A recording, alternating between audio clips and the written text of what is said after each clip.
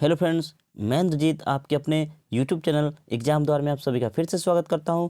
मैं हाजिर हूं फिर से एक नए सेशन में और इसमें हम फिर से बात करेंगे महासंग्राम यानी सीडीपी के जो प्रश्नों का हमारा सीरीज चल रहा है महासंग्राम सीटेट 2022 को लेकर। उसके लिए आज का अगला सेशन हमारा तैयार है। तो चलिए शुरुआत करते हैं अपने इस सेशन में। और उससे पहले अगर आपने चैनल को सब्सक्राइब नहीं किया है तो एग्जाम द्वारा चैनल को सब्सक्राइब कर ले, साथ ही एक बेल आइकन है उसे भी प्रेस कर ले ताकि हमारे हर आने वाले वीडियो का नोटिफिकेशन आपको सबसे पहले प्राप्त हो। तो चलिए शुरुआत करते हैं अपने अगले सेशन का। और 8वें सेशन में हम देखेंगे फिर से कुछ प्रश्नों को, और वो प्रश्न किए जा रहे हैं जो अभी तक एग्जाम में पूछे गए हैं, यानी कि ये वो एमसीक्यू है, मल्टीपल टाइप क्वेश्चन है जो एग्जाम में पूछे गए हैं, वो सारे को हम देख रहे हैं। तो सीरीज आपको कैसा लग रहा है आप हमें कमेंट करके बताएं। साथ ही चैनल पर जरूर नए हैं तो जरूर सब्सक्राइब करें, वीडियो को लाइक और शेयर करना ना भूलें। तो चलिए शुरुआत करते हैं अपने पहले प्रश्न के साथ। और हमारा पहला प्रश्न है, पुरुष स्त्रियों की अपेक्षा ज़्यादा बुद्धिमान होते हैं, यह कथन है। यह कथन क्या प्रदर्शित करता है कि पुरुष स्त्रियों की अपेक्षा अधिक बुद्धिमान होते हैं। ठीक है, और इसका ऑप्शन है बुद्धि के भिन्न पक्षों के लिए सही है, दूसरा है सही है, तीसरा है सही हो सकता है, या लैंगिक पूर्वाग्रह को प्रदर्शित करता है। तो क्या हो जाएगा?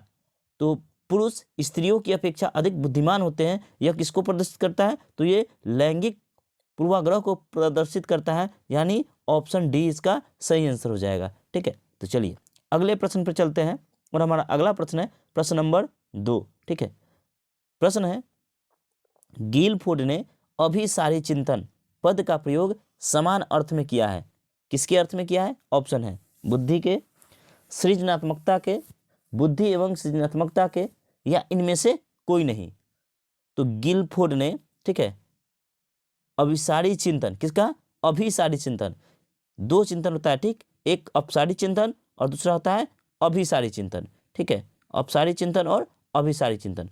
अपसारी चिंतन को क्या कहा जाता है? जिसमें रचनात्मक प्रवृत्ति पाई जाती है बच्चों में, वो अपसारी चिंतन होता है। जैसे कि मान लें हम आपसे पूछे कि बिहार की राजधानी कहाँ है, तो ये पटना है। मतलब क्या है? इसका एक ही आंसर है, और इसके बारे में आपको, इस प्रश्न का उत्तर देने में आपको क्या होगा कि कोई भी सोच विचार नहीं करना है। बस मैंने आपसे प्रश्न पूछा, आपने उसका आंसर दे दिया। ये क्या हो गया? ये अभिसारी चिंतन होता है। मतलब कि सिर्फ एक प्रश्न का एक ही आंसर हो गया। इसमें आपको किसी तरह से कोई अलग दिमाग नहीं लगाना है, कुछ नहीं सोचना, ये अभिसारी चिंतन में जाएगा। वही मैंने आपसे अगर पूछा कि बिहार की राजधानी कहाँ है, तो पटना। मैंने अगर पूछ लिया पटना के बारे में बताइए, तब क्या? तब आपको सोचना पड़ सकता है। तब क्या होगा? वो अपसारी चिंतन होगा। तब उसमें आपको अपना दिमाग लगाना पड़ेगा, अपना रचनात्मक, उसमें आपको रचनात्मक प्रश्न बनाने होंगे, रचनात्मक आंसर देने पड़ेंगे। तो इस टाइप के ये प्रश्न क्या कहे जाते हैं? ये अपसारी चिंतन कहते हैं, जिसमें आपको सोचने विचारने की अवसर मिलता है। मतलब आपको सोच विचार करके आंसर देना पड़ता है,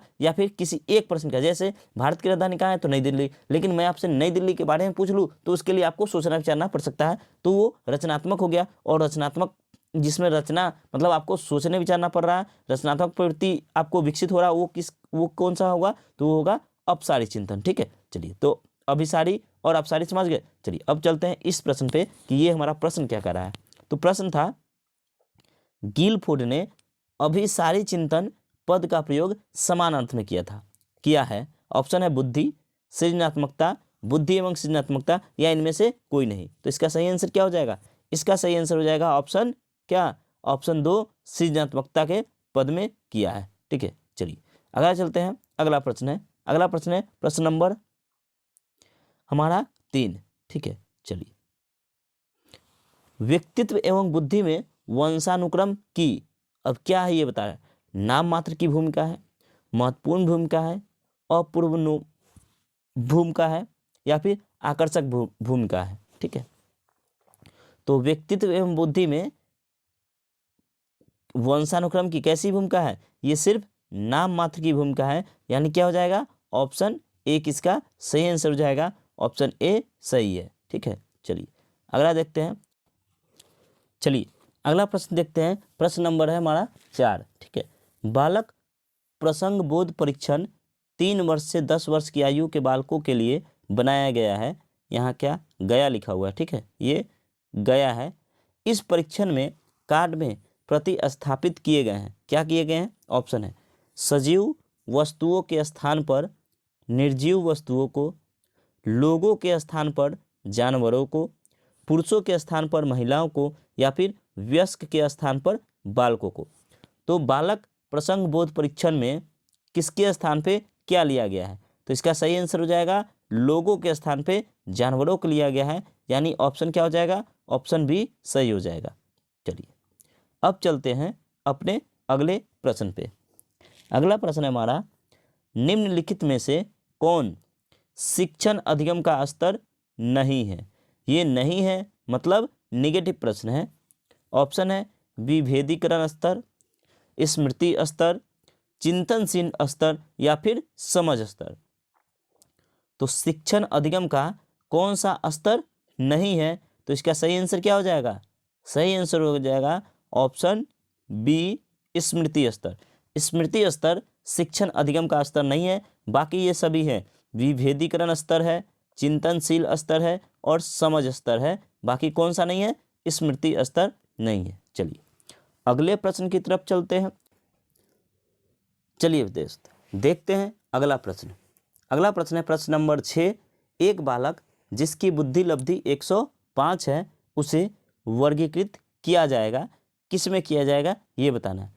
लेकिन उससे पहले ये जो बुद्धि लब्धि का प्रश्न है ये बहुत इंपॉर्टेंट प्रश्न है। सभी एग्जाम में सीटेट के, स्टेट के, एमपी टेट के हर एग्जाम में ये पूछे जाते हैं, काफ़ी इंपॉर्टेंट है। इससे पहले जो सीटेट के एग्जाम पूछे गए थे उसमें भी लगभग 105 ही दिया था, सेम यही क्वेश्चन रिपीट हुआ था। ठीक है, मतलब इसका पॉइंट भी सेम देता है, ये जो देख रहे हैं अंक वो भी सेम देता है और पूछता है किस में है। ठीक है, श्रेष्ठ में, समान में, किस में आएगा। तो अगर आपने बुद्धि का चैप्टर या बुद्धि का वीडियो देखना चाहते हैं तो आप हमारे चैनल एग्जाम द्वार पे जाइए, वहाँ मिल जाएगा। साथ ही इस वीडियो के नीचे डिस्क्रिप्शन में आपको मिल जाएगा बुद्धि का, अभी हाल फिलहाल में ये डाला गया है, बहुत इंपॉर्टेंट है। अगर आप वो बुद्धि का पूरा चैप्टर देख लेते हैं, यानी बुद्धि का एक वीडियो है लगभग 15 से 20 मिनट का होगा। ठीक है, अगर वो देख लेते हैं आपको बुद्धि से एक भी प्रश्न नहीं छूटेगा। हावर्ड गार्डनर का बहुबुद्धि सिद्धांत है, बहुत सारे उसमें प्रश्न भी मिल जाएंगे जो आपको काम आने वाला है। तो एक बार वो वीडियो जरूर देख ले बुद्धि का। ठीक है, चलिए आगे देखते हैं फिलहाल इस प्रश्न का क्या आंसर हो जाएगा। तो ऑप्शन है क्या था? श्रेष्ठ बुद्धि, समान से अधिक बुद्धि, समान बुद्धि, या फिर मंद बुद्धि। तो इसका सही आंसर क्या हो जाएगा? जिसकी बुद्धि लब्धि, जिस बच्चे की बुद्धि लब्धि 105 हो उसे किस में वर्गीकृत किया जाता है? तो उसे किया जाता है समान बुद्धि में, यानी 90 से, ठीक है, 90 से 109 के बीच के बुद्धि को क्या कहते हैं? समान बुद्धि में आता है। ठीक है, चलिए अगला देखते हैं। अगला प्रश्न है, तो इसका आंसर क्या हो जाएगा? इसका आंसर हो जाएगा ऑप्शन सी। ठीक है, चलिए अगला देखते हैं। अगला प्रश्न है, बुद्धि के द्विखंड सिद्धांत का प्रतिपादन किसने किया है? यानी कि बुद्धि के द्विकारक, द्विखंड यानी द्विकारक सिद्धांत, बुद्धि के द्विकारक सिद्धांत का प्रतिपादन या द्विखंड सिद्धांत का प्रतिपादन किसने किया है? ऑप्शन है स्पीयरमैन, थर्स्टन, गिलफोर्ड, या फिर गेने ने। तो किसने किया है? तो बुद्धि के, हमने अभी आपको पहले बताया क्या कि आप बुद्धि का वो वीडियो जरूर देख ले, काफ़ी इंपॉर्टेंट है। तो बुद्धि के द्विखंड सिद्धांत का प्रतिपादन किया है स्पीयरमैन ने। ऑप्शन क्या हो जाएगा? ऑप्शन ए इसका सही आंसर हो जाएगा। ठीक है, चलिए अच्छा, बुद्धि के द्विखंड सिद्धांत का प्रतिपादन तो स्पीयरमैन ने किया, लेकिन बुद्धि के एक कारक सिद्धांत यानी एक खंड का प्रतिपादन किसने किया था? एक खंड सिद्धांत का प्रतिपादन किसने किया? आप हमें कमेंट करके बताएं, बुद्धि के एक कारक सिद्धांत का प्रतिपादन किसने किया है? ठीक है, चलिए बताइए, कमेंट कीजिए। ठीक है, चलिए तो ये किसने किया है? तो ये किया है, बुद्धि के एक कारक सिद्धांत का प्रतिपादन किया है बीने ने। ठीक है, किसने? बीने ने। एक कारक सिद्धांत और द्विकारक सिद्धांत तो वो तो स्पीयरमैन ने किया है। ठीक ना। बहुबुद्धि सिद्धांत किसने दिया था? बहुबुद्धि सिद्धांत किसने दिया है? वो दिया है थॉर्नडाइक साहब ने। और हावर्ड गार्डनर का बहुबुद्धि सिद्धांत है। ठीक है, बहुबुद्धि सिद्धांत किसने दिया है? बहुबुद्धि सिद्धांत हावर्ड गार्डनर। और बहुकारक सिद्धांत दिया है थॉर्नडाइक ने। ठीक ना, थॉर्नडाइक याद रखना है, बहुकारक थॉर्नडाइक और बहुबुद्धि तो हावर्ड गार्डनर। शायद अभी मैंने गलती बता दिया क्या कि बहुबुद्धि किसने? हावर्ड गार्डनर साहब ने। ठीक है, बहुबुद्धि हावर्ड गार्डनर। और बहुकारक अगर लगता है, क्या? बहुकारक, बहुकारक सिद्धांत, तो ये दिया है थॉर्नडाइक साहब ने, याद रखना है, बहुकारक सिद्धांत थॉर्नडाइक। चलिए आगे चलते हैं, इस प्रश्न का हो गया। इस प्रश्न का आंसर क्या रहा? ए रहा। चलिए आगे चलते हैं, अगला देखते हैं। अगला प्रश्न है हमारा, देखिए हावर्ड गार्डनर साहब से भी प्रश्न आ गया। हावर्ड गार्डनर द्वारा निम्न में से एक को छोड़कर बाकी सभी बुद्धि के प्रकार बताए गए हैं। हमने आपको पहले बताया क्या कि बुद्धि का जो चैप्टर है काफ़ी इंपॉर्टेंट है, आप बुद्धि का वीडियो जरूर देख लें। इस वीडियो के नीचे डिस्क्रिप्शन में लिंक मिल जाएगा, साथ ही हमारे प्लेलिस्ट में ही बुद्धि का आपको वीडियो मिल जाएगा। एक वीडियो में पूरा बुद्धि आपका समाप्त हो जाएगा। ठीक है, ताकि एक भी प्रश्न आपका न छूटे। साथ ही चैनल को जरूर सब्सक्राइब कर ले और बेल आइकन को प्रेस कर दे। ठीक है, चलिए अगला प्रश्न ये जो देखते हैं, क्या देख रहे थे हम लोग कि हावर्ड गार्डनर द्वारा निम्न में से एक को छोड़कर बाकी सभी बुद्धि के प्रकार बताए गए हैं। ऑप्शन है भाषा, सृजनात्मकता, अंतःवैयक्तिक कौशल या अंतःवैयक्तिक कौशल। तो किसको छोड़कर बाकी सभी बताए गए हैं? ठीक है, तो क्या आ जाएगा?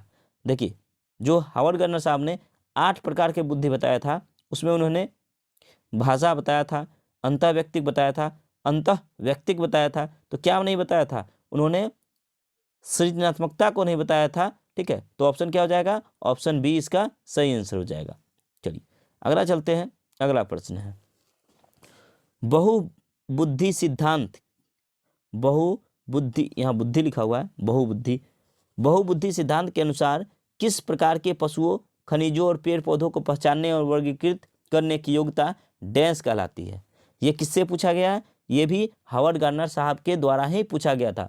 उन्होंने जो 8 प्रकार का बुद्धि बताया है, उसमें से एक प्रकार का प्रश्न आपसे पूछा जा रहा है। ये सीटेट 2012 पेपर 2 का प्रश्न है। ठीक है ना, 8 प्रकार के बुद्धि में से। तो बुद्धि काफ़ी इंपॉर्टेंट चैप्टर है, वो आप जरूर वीडियो देख ले, सर्च करके। इस डिस्क्रिप्शन के नीचे वीडियो का लिंक के नीचे डिस्क्रिप्शन दिया गया है, वहाँ से आप देख सकते हैं। ठीक है, चलिए तो बहुबुद्धि सिद्धांत के अनुसार कौन सी होगी? ऑप्शन है तार्किक गणितीय बुद्धि, प्राकृतिक बुद्धि, भाषिक बुद्धि या स्थानिक बुद्धि। तो जिसमें क्या कहा गया है?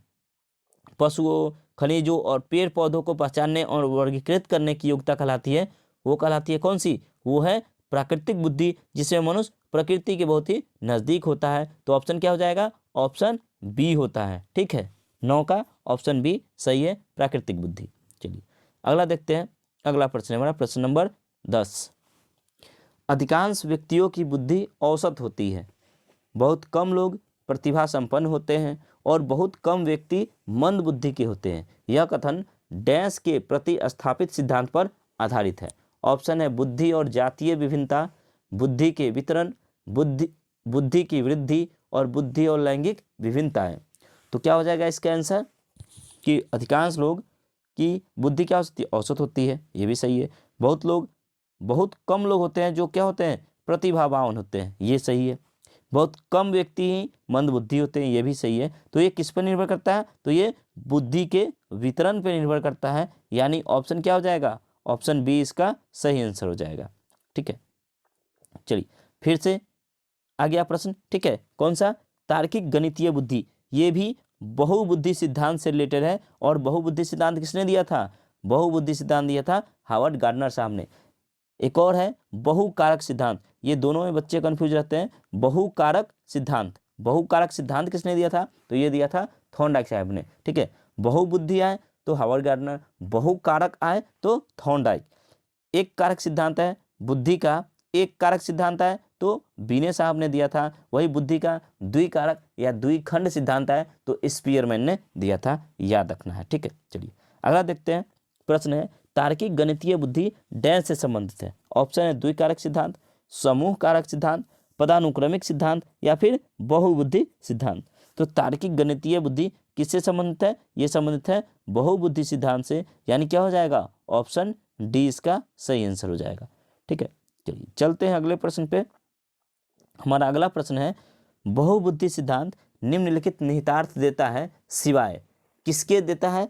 ऑप्शन है बुद्धि प्रक्रमण संक्रियाओं का एक विशिष्ट समुच्चय है जिसका उपयोग एक व्यक्ति द्वारा समस्या समाधान के लिए किया जाता है, या विषयों को विभिन्न तरीकों से प्रस्तुत किया जा सकता है, विविध तरीकों से सीखने का आकलन किया जा सकता है, यह संवेगात्मक बुद्धि लब्धि से संबंधित नहीं है। तो बहुबुद्धि सिद्धांत निम्नलिखित में से निहितार्थ देता है सिवाय किसके, वो इसके कि संवेगात्मक बुद्धि लब्धि से संबंधित नहीं है, इसके बाकी सभी है। ठीक है, तो ऑप्शन क्या हो जाएगा, ऑप्शन डी इसका सही आंसर हो जाएगा। चलिए अगला देखते हैं।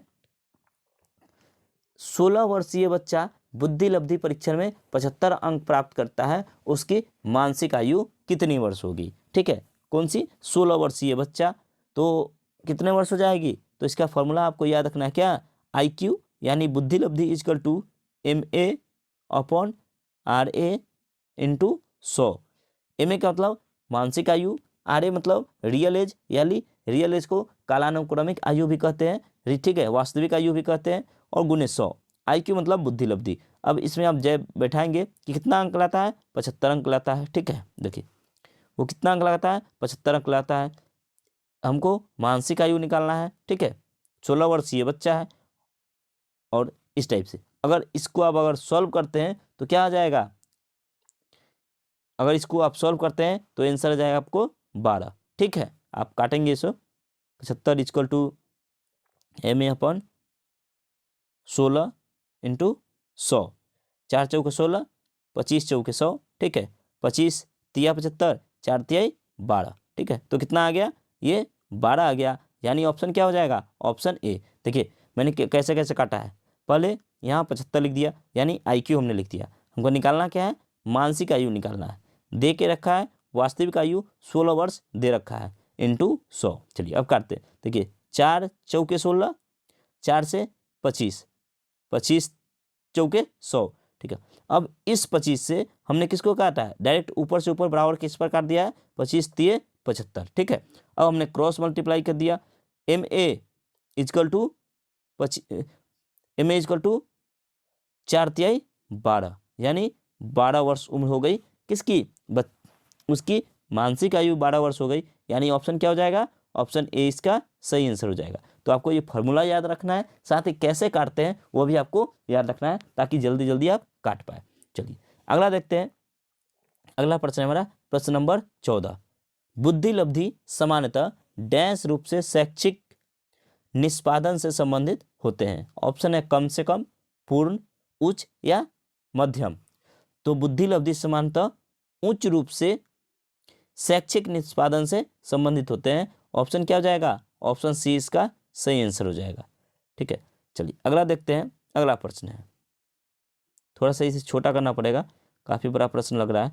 ठीक है, चलिए अब देखते हैं। एक समान जुड़वा भाइयों में से एक का सामाजिक आर्थिक रूप से धनाढ्य परिवार द्वारा गोद लिया जाता है और दूसरे को एक निर्धन परिवार द्वारा। 1 वर्ष के बाद उनके बुद्धि लब्धांक के बारे में निम्नलिखित में से क्या अवलोकित होने का सर्वाधिक संभावना है। यहाँ संभावना जारी किया जा रहा है कि क्या हो सकता है। ऑप्शन है सामाजिक आर्थिक स्तर बुद्धि लब्धि को प्रभावित नहीं करता, निर्धन परिवार वाले लड़के की अपेक्षा धनी सामाजिक आर्थिक परिवार वाला लड़का अधिक अंक प्राप्त करेगा, दोनों समान रूप से अंक प्राप्त करेंगे, या फिर धनी सामाजिक आर्थिक परिवार वाले लड़के की अपेक्षा निर्धन परिवार वाला लड़का अधिक अंक प्राप्त करेगा। ठीक है, तो क्या अधिक संभावना है, वो ये है कि सामाजिक आर्थिक स्तर बुद्धि स्तर को प्रभावित नहीं करता। ये इसका सही आंसर हो जाएगा, यानी 15 का ए सही आंसर है। ठीक है, कि आप गरीब फैमिली से हैं या अमीर फैमिली से हैं, इससे आपके बुद्धि लब्धि को कोई असर नहीं होता है, उससे बुद्धि पर कोई फर्क नहीं पड़ता। चलिए अगला देखते हैं। अगला प्रश्न देखते हैं। प्रश्न है रेवन का प्रोग्रेसिव मैट्रिसेस परीक्षण डैश परीक्षण का उदाहरण है। ऑप्शन है व्यक्तित्व, मौखिक बुद्धि लब्धांक, संस्कृति मुक्त बुद्धि लब्धांक या असमूह बुद्धि लब्धांक।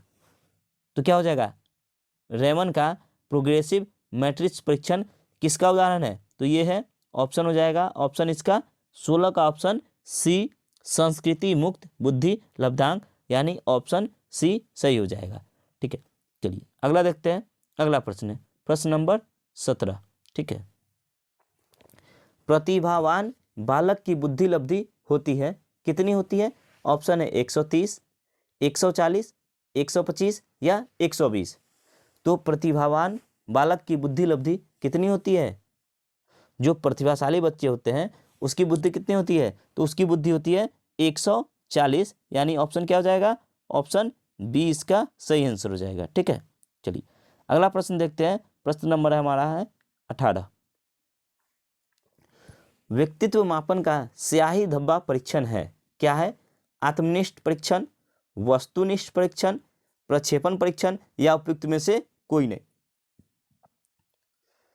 तो व्यक्तित्व मापन का स्याही धब्बा परीक्षण, ठीक है, ये कौन सा है? तो ये है प्रक्षेपण परीक्षण, यानी ऑप्शन सी सही हो जाएगा। 18 का ऑप्शन सी। ठीक है, चलिए अगला देखते हैं। प्रश्न नंबर है हमारा 19।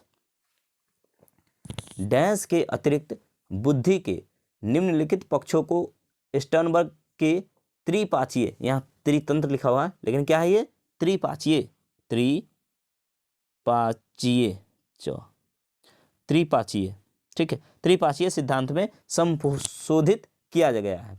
ऑप्शन है अव्यवभूत, सामाजिक, आनुभविक या संदर्भगत। क्या हो जाएगा? तो इसका सही आंसर हो जाएगा सामाजिक, यानी ऑप्शन क्या हो जाएगा? ऑप्शन बी इसका सही आंसर हो जाएगा। ठीक है, चलिए चलते हैं अगले प्रश्न पे। अगला प्रश्न देखते हैं। प्रश्न है हावर्ड गार्डनर का बुद्धि का सिद्धांत डैश पे बल देता है। तो हावर्ड गार्डनर का बुद्धि का सिद्धांत किस पे बल देता है? ऑप्शन है समान बुद्धि, विद्यालय में आवश्यक समान योग्यताएं, प्रत्येक व्यक्ति की विलक्षण योग्यताओं पर, या फिर शिक्षार्थियों में अनुबंधित कौशलों पर। तो हावर्ड गार्डनर साहब का बुद्धि किस पर बल देता है? तो देता है प्रत्येक व्यक्ति की विलक्षण योग्यताओं पे, यानी ऑप्शन क्या हो जाएगा? ऑप्शन सी इसका सही आंसर हो जाएगा। ठीक है, चलिए अगला प्रश्न देखते हैं। प्रश्न नंबर है हमारा 21।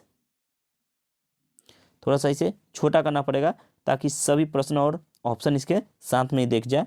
चलिए प्रश्न नंबर है हमारा 21 और देखते हैं 21 क्या कहता है। निम्नलिखित में से कौन सी बुद्धि बहुबुद्धि सिद्धांत की आलोचना है? कौन सा बहुबुद्धि सिद्धांत की आलोचना है? ऑप्शन है बहुबुद्धि केवल। देखिए हमने एक सेशन कराया था जिसमें नेगेटिव और पॉजिटिव वर्ड बताया है। आपको एक तो आलोचना पूछ रहा है, ठीक ना, आलोचना पूछ रहा है और ऊपर से आपको क्या दे रखा है, यानी आलोचना क्या हो सकता है? नेगेटिव है, और जब नेगेटिव प्रश्न होगा तो आंसर क्या लगेगा? वो नेगेटिव ही लगेगा। तो पहले ही प्रश्न में आपको क्या दिख गया? केवल दिख गया। क्या आगे प्रश्न पढ़ने की जरूरत है?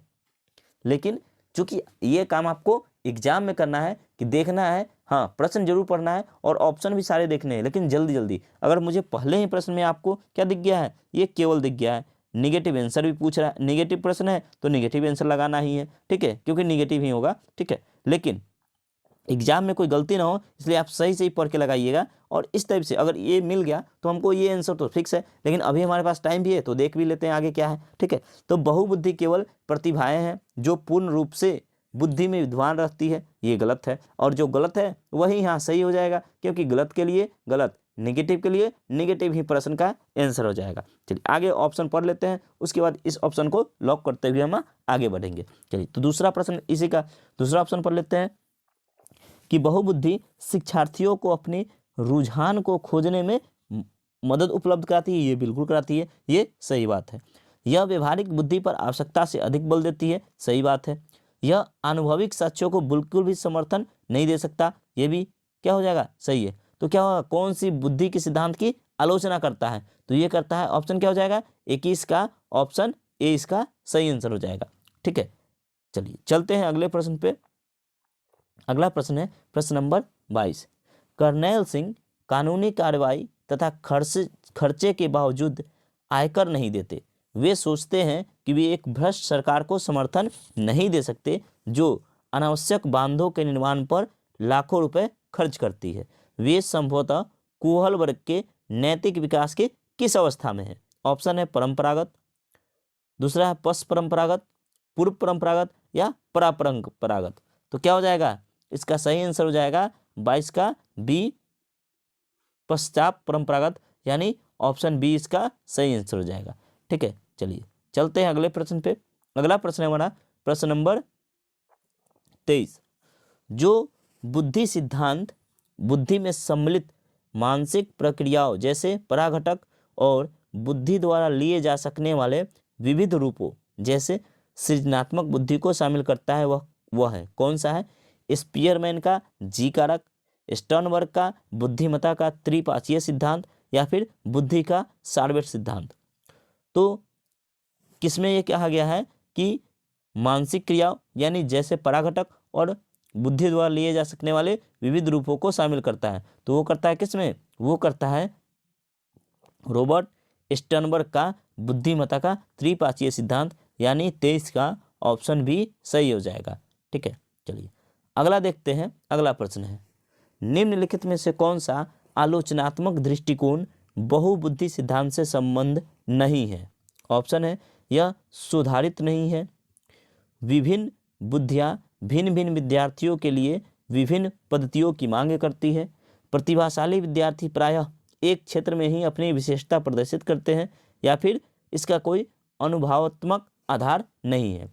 कौन सा है? दृष्टिकोण बहुबुद्धि से संबंधित नहीं है। तो कौन नहीं है? तो प्रतिभाशाली विद्यार्थी प्रायः एक क्षेत्र में ही अपनी विशेषता प्रदर्शित करते हैं, ये नहीं है। यानी ऑप्शन क्या हो जाएगा? 24 का ऑप्शन सी सही हो जाएगा। ठीक है, चलिए अगला देखते हैं। अगला प्रश्न हमारा अगला प्रश्न नंबर 25, बहुबुद्धि सिद्धांत को वैध नहीं माना जा सकता क्योंकि। अब बताना है क्यों नहीं माना जा सकता। ऑप्शन है, देखिए ये सभी प्रश्न पूछे गए हैं, सीटेट फरवरी 2014 का प्रश्न है।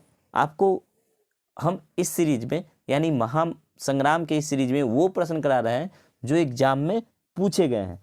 तो बस आपको करना क्या है, सिर्फ लाइक का बटन दबाना है, साथ ही बेल आइकन को प्रेस करना है और चैनल को सब्सक्राइब कर देना है और हमारे साथ जुड़े रहना है और साथ ही वीडियो देखते रहना है। ठीक है, तो चलिए देखते हैं प्रश्न क्या कर रहा है।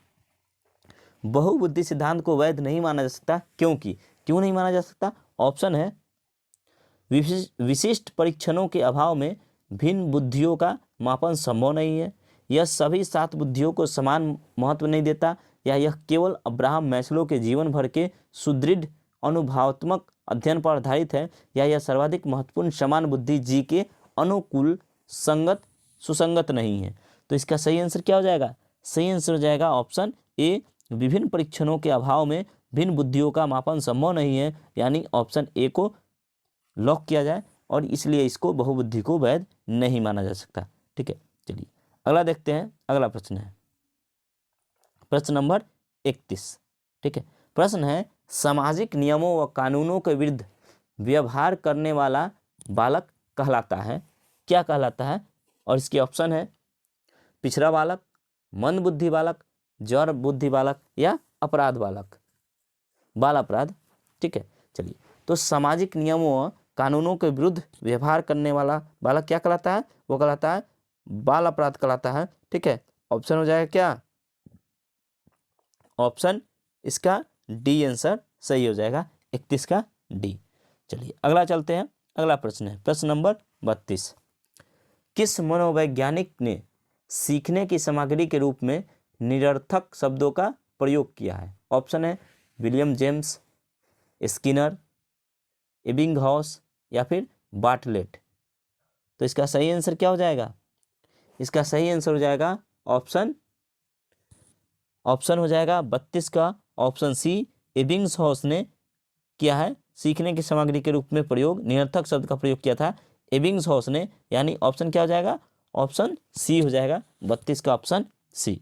ठीक है, चलिए देखिए ये यूपी टेट में पूछा गया प्रश्न है। ठीक है, ये भी यूपी टेट का है जो अगला प्रश्न है। ठीक है, चलिए देखते हैं। चिंतन संज्ञानात्मक पक्ष में एक मानसिक क्रिया है, यह कथन दिया है, किसने दिया है? जॉन डीवी ने, गिलफोर्ड साहब ने, क्रूज द्वारा, या रॉस द्वारा। तो ये किसके द्वारा दिया गया है कि चिंतन संज्ञानात्मक पक्ष के एक मानसिक क्रिया है? ये दिया है रॉस ने, यानी ऑप्शन क्या हो जाएगा? ऑप्शन डी इसका सही आंसर हो जाएगा। ठीक है, चलिए चलते हैं अगले प्रश्न पे। प्रश्न हमारा प्रश्न नंबर 34, अच्छी स्मृति की विशेषताएं हैं शीघ्र पुनः स्मरण, शीघ्र पहचान, अच्छी धारणा, या ये सभी। तो अच्छी स्मृति की विशेषता क्या है? शीघ्र पुनः स्मरण ये तो है, शीघ्र पहचान ये भी है, अच्छी धारणा ये भी है। तो टोटल मिलाकर क्या हो जाएगा? कुल मिलाकर ऑप्शन हो जाएगा ऑप्शन डी, ये सभी हो जाएंगे। ठीक है, चलिए अगला देखते हैं। अगला प्रश्न है, मानसिक आयु के प्रत्यय का सर्वप्रथम प्रयोग किया? किसने किया? ऑप्शन है थॉर्नडाइक, गिलफोर्ड, स्पीयरमैन या फिर बिने साइमन ने। तो मानसिक आयु के प्रत्यय का समर्थन किसके द्वारा किया गया था? ये किया गया था बिने साइमन द्वारा। ऑप्शन क्या हो जाएगा? ऑप्शन डी इसका सही आंसर हो जाएगा। ठीक है, 35 का ऑप्शन डी। अगला है शैशवावस्था के लिए उत्तम शिक्षण विधि है। तो शैशवावस्था के लिए उत्तम शिक्षण विधि कौन सी है? मोंटेसरी विधि, खेल विधि, किंडरगार्टन विधि या ये सभी? तो जो शैशवावस्था की उम्र क्या है? 0 से 2 वर्ष के लिए मोंटेसरी विधि भी है, खेल विधि भी है और किंडरगार्टन भी है। तो क्या हो जाएगा? ऑप्शन डी ये सभी हो जाएंगे। 36 का ऑप्शन डी सही है। ठीक है, चलिए अगला प्रश्न देखते हैं। संवेगात्मक विकास को प्रभावित करने वाले कारक है। कौन कौन से कारक है जो आपके संवेगात्मक विकास को प्रभावित करते हैं? ऑप्शन है शारीरिक स्वास्थ्य, मानसिक योग्यता, थकान या ये सभी? तो क्या हो जाएगा? शारीरिक स्वास्थ्य तो बिल्कुल है, मानसिक योग्यता भी है, थकान भी है, यानी टोटल मिलाकर कुल मिलाकर क्या हो जाएगा? ऑप्शन डी इसका भी आंसर डी हो जाएगा। चलिए चलते हैं अगले प्रश्न पे। अगला प्रश्न है सीखने का सर्वाधिक उपयुक्त अर्थ है। ठीक है, कौन सा है? ऑप्शन है कौशल अर्जन करना, ज्ञानार्जन या व्यवहार में परिमार्जन या फिर व्यक्तिक समायोजन। तो सीखने का सर्वाधिक उपयुक्त अर्थ कौन सा है? ये है व्यवहार में परिमार्जन, यानी ऑप्शन क्या हो जाएगा? ऑप्शन सी इसका सही आंसर हो जाएगा। 38 का ऑप्शन सी। ठीक है, चलिए अगला देखते हैं। आत्म केंद्रित व्यक्ति होता है अंतर्मुखी, बहिर्मुखी, उभयमुखी या सामाजिक निर्भर। तो जो आत्म केंद्रित व्यक्ति होता है क्या होता है? वो अंतर्मुखी होता है, यानी क्या हो जाएगा? ऑप्शन ए इसका सही हो जाएगा। 39 का ऑप्शन ए सही आंसर है। ठीक है, चलिए अब देखते हैं और आज के सेशन का हमारा ये लास्ट क्वेश्चन है। अगर आपने अभी तक चैनल पे है और चैनल को सब्सक्राइब नहीं किया है तो चैनल को सब्सक्राइब कर ले, साथ ही बेल आइकन को प्रेस कर ले और वीडियो को लाइक और शेयर जरूर कर दे। चलिए देखते हैं, लास्ट प्रश्न है। गेट्स के अनुसार अनुभव द्वारा व्यवहार में परिवर्तन ही डैश है। ऑप्शन है अभिप्रेरणा, समायोजन, सीखना या फिर चिंतन। तो क्या हो जाएगा? गेट्स के अनुसार अनुभव द्वारा व्यवहार में परिवर्तन ही सीखना कहलाता है, यानी 40 का ऑप्शन क्या हो जाएगा? ऑप्शन सी इसका सही आंसर हो जाएगा। ठीक है, टीचर्स एकेडमी हमारा सीटेट स्पेशल क्लास चलता है मोती चौक सरैया मुजफ्फरपुर बिहार में। ये हमारा ऑफलाइन क्लास है। ठीक है, ऑफलाइन क्लास है टीचर्स एकेडमी। ठीक है, इसका नया बैच शुरू हो रहा है 20 जनवरी 2023 से। 20 जनवरी 2023 से नया बैच प्रारंभ हो रहा है। आप हमारे मोबाइल नंबर पर कांटेक्ट कर सकते हैं किसी भी जानकारी के लिए। आप हमारे व्हाट्सएप ग्रुप से भी जुड़ सकते हैं। ठीक है, इस नंबर पे आप जुड़े रहे हमारे साथ, चैनल को सब्सक्राइब कर ले और हम आपसे मिलेंगे फिर नेक्स्ट वीडियो में। तब तक के लिए जय हिंद, जय भारत।